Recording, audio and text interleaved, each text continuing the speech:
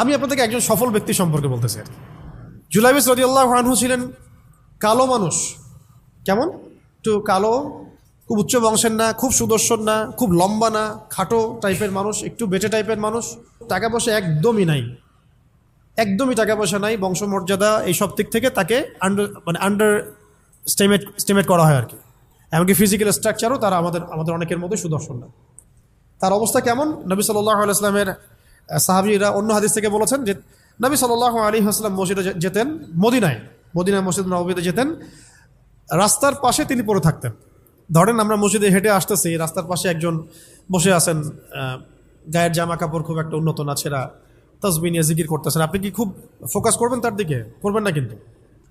তো মানুষ তার দিকে ফোকাস করে না খুব একটা, যাওয়া আসা করে, সে পড়ে থাকে। কেউ খাবার দিলে খায়, না দিলে খায় না। এইভাবেই তার দিন যাচ্ছে। কোথাকার ঘটনা এটা? মদিনায়, হিজরতের পরের ঘটনা। সাহাবীর নাম জুলাইবিস রাদিয়াল্লাহু আনহু। খুব উচ্চ বংশের না, অর্থবিত্ত নাই। বারবার বলছি, আমি রিপিট করতেছি কেন? বিকজ এটা আপনাদের সাথে অনেক অনেক মানে সাইকোলজিক্যালি মিলবে বিষয়টা অনেকের সাথেই, এবং এটা আমাদের খুব ভালো করে জানাও দরকার আছে। তো একদিন নবী সাল্লাল্লাহু আলাইহি ওয়াসাল্লাম তাকে বললেন যাওয়ার সময়, হে জুলাইবিস তুমি কি বিয়ে করবা? খুব মজার আলোচনা না এটা আমাদের কাছে, অনেকের কাছেই। হে জুলাইবিস তুমি কি বিয়ে করবা না? প্রশ্নটা এরকম ছিল, হে জুলাইবিস তুমি কি বিয়ে করবা না? তুমি তো আকাশ থেকে পড়লেন, ইয়া রাসূলুল্লাহ আমাকে কে বিয়ে করবে? আমার না আছে চেহারা সুরত, না আছে আমার বংশমর্যাদা, না অর্থবিত্ত, আমি কিভাবে বিয়ে করবো? কে মেয়ে দিবে আমাকে? কে আমাকে মেয়ে দিবে? তো ওদিন নবী সাল্লাল্লাহু আলাইহি ওয়াসাল্লাম চলে গেলেন, কিছু বললেন না। পরের দিন আবার বললেন, ইয়া জুলাইবিস আলা তাতাযাওয়াজ তুমি কি বিয়ে করবা না? একই উত্তর, ইয়া রাসূলুল্লাহ আপনি গতকালকে এক কথা বললেন, আবার বলতেছেন বিয়ে করবেন, আমাকে কে বিয়ে করবে? তৃতীয় দিন নবী সাল্লাল্লাহু আলাইহি ওয়াসাল্লাম আবার বললেন, আলা তাতাযাওয়াজ ইয়া জুলাইবিস তুমি কি বিয়ে করবা না হে জুলাইবিস? তিনি এবার বলছেন, আপনি কি আমার সাথে রসিকতা করতেছেন? আমাকে কে বিয়ে করবে? তো নবী সাল্লাল্লাহু আলাইহি ওয়াসাল্লাম বললেন যে অমুক আনসারী সাহাবীর বাসায় যাও। অমুক আনসারী সাহাবীর বাসায়, আনসারী সাহাবী কারা? যারা মুহাজির সাহাবীদেরকে আশ্রয় দিয়েছেন। অমুক আনসারী সাহাবীর বাসায় যাও, সেখানে একজন বিবাহযোগ্য নারী আছে, মেয়ে আছে, তাকে গিয়ে বলো যে আমি রাসূল সাল্লাল্লাহু আলাইহি ওয়াসাল্লামের পক্ষ থেকে আমার বিয়ের প্রস্তাব নিয়ে আসছি। তিনি গেলেন, যাওয়ার পরে বললেন যে আমাকে প্রস্তাব সহ পাঠানো হয়েছে। মেয়ের বাবা আর মায়ের রিয়াকশন ছিল অনেকটা সাধারণত যা হয় তেমন আর কি। তুমি বিয়ের প্রস্তাব নিয়ে আসছো, তুমি কি খাওয়াবা মেয়েকে? কোথায় রাখবা? তোমার তো নিজের কোনো থাকার জায়গা নাই। প্রশ্ন কিন্তু যৌক্তিক কি? আমি মেয়ে তো বাবা, আমিও তো এই প্রশ্নই করবো নাকি? প্রশ্ন করবেন না? আপনার মেয়ে থাকলে এভাবে প্রশ্ন করবেন তো আপনি। তো তারাও সেই প্রশ্ন করলেন, এমনকি এক পর্যায়ে রিফিউজ করে দেওয়া হলো, না এটা পসিবল হবে না। এই কথাগুলো, কনভারসেশনগুলো ভিতর থেকে শুনছিলেন সেই মেয়ে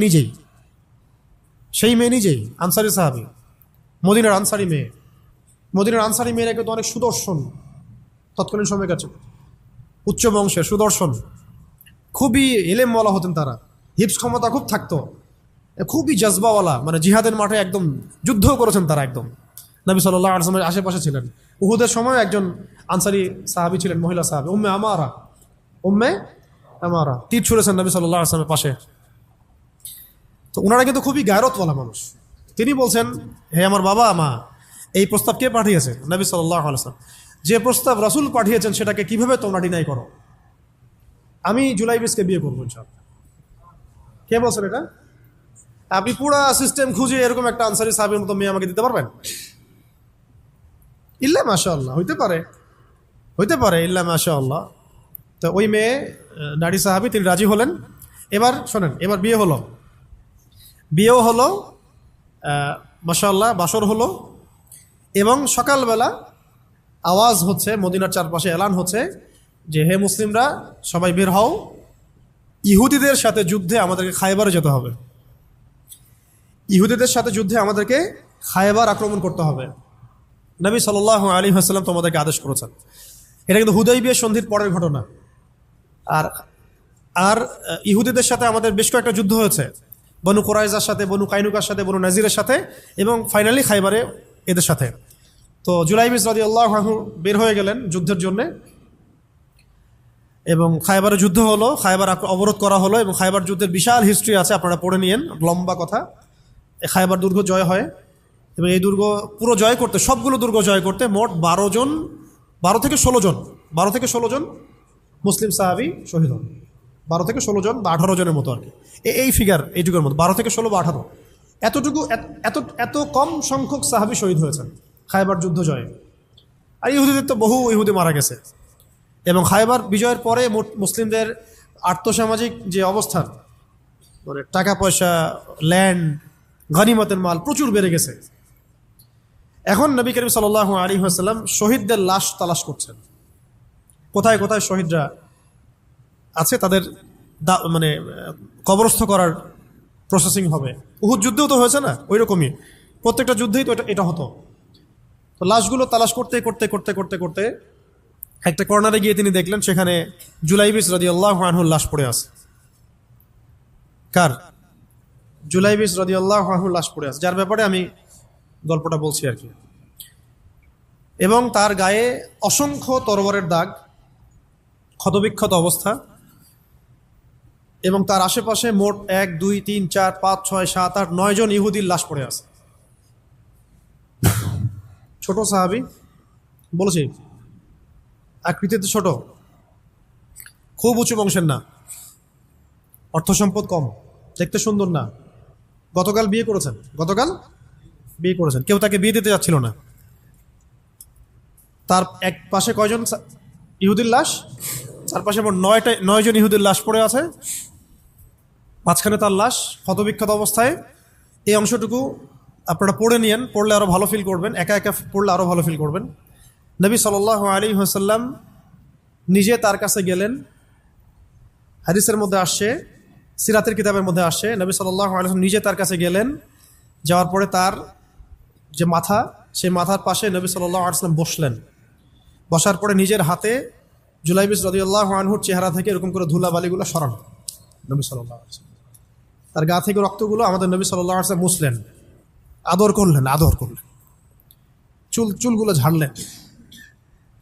দৃশ্যটা চিন্তা করেন, তার চুলগুলো তিনি ঝাড়তেছেন, চেহারা থেকে রক্তগুলো মুছতেছেন। কে? নবী সাল্লাল্লাহু আলাইহি ওয়াসাল্লাম। তার চেহারা ধুলাবালিগুলো মুছতেছেন। নিজের এই পায়ের মধ্যে, উরুর মধ্যে তার মাথাটাকে নিয়ে এসে রাখলেন নবী সাল্লাল্লাহু আলাইহি ওয়াসাল্লাম। রাখার পর এভাবে আদর করতেছেন। আর এরপর উপরের দিকে তাকালেন, তার জন্য তো দোয়া করলেন, উপরের দিকে তাকালেন, তাকে চোখ নামায় নিলেন। সাহাবায়ে কেরাম তো আশেপাশে আছেন অনেকেই, বললেন যে ইয়া রাসূলুল্লাহ, আপনি এমনটা কেন করলেন, চোখ নামায় নিলেন কেন? তখন তিনি বললেন যে আমি দেখলাম যে জান্নাতের হুরদের মধ্যে অসংখ্য হুর ছুটে আসতেছে, কে জুলাইবিসকে আগে বরণ করবে তার জন্য। তিনি নিজে কাঁদলেন, জুলাইবিসের জন্য নিজে কাঁদলেন, নিজের হাতে তাকে এইভাবে উঠালেন। তিনি ছোট মানুষ ছিলেন। এরপর 2 হাত দিয়ে তাকে উঠাই নিজের হাতে তাকে দাফন করলেন। দাফন করার পর তিনি বললেন, ইয়া জুলাইবিস, হে জুলাইবিস, আনতা মিন্নি ওয়া আনা মিনক, তুমি আমার অংশ, আমি তোমার। হে জুলাইবিস, তুমি আমার, আমি তোমার। হে জুলাইবিস, তুমি আমার, আমি তোমার। এই কথাটা বললেন কে? নবী সাল্লাল্লাহু আলাইহি ওয়াসাল্লাম। এখন আপনাদেরকে আমি সাফল্যের মানদণ্ড কিভাবে বোঝাবো? এর বাইরে কোনো ভাষা নেই আমার কাছে। সাফল্য বলতে কি বোঝান? এই সিস্টেম সাফল্য বলতে কি বোঝায়? এই ওয়ার্ল্ড অর্ডারটা সাফল্য বলতে কি বোঝায়? এই বস্তুবাদী জগৎটা আমাদেরকে সাফল্য বলতে আসলে কি বোঝায়? সাফল্য বলতে বোঝাচ্ছে ইমান। সাফল্য হলো ইমান, বিশুদ্ধ আকীদা, বিশুদ্ধ আমল, আল্লাহর আনুগত্য, রাসূলের আনুগত্য, দুনিয়ার জীবনে মুসাফিরের মতো থাকা, যতটুকু প্রয়োজন ততটুকু সন্তুষ্ট থাকা, একজন নেককার স্ত্রী, সুসন্তান সন্ততি, আদর্শ একটা পরিবার, হালাল একটা রিজিক, বাস। ইসলামের জন্য দাওয়াত, তাবলীগ, মেহনত, দিন প্রতিষ্ঠার চেষ্টা, প্রয়োজনীয় জিহাদ, প্রয়োজনীয় শাহাদাত। আর কি আছে সাফল্য বলতে? এরকম সাহাবী একজন নয়, কিন্তু এক একজন সাহাবী সম্পর্কে এক একটা করে কথা বলা যাবে।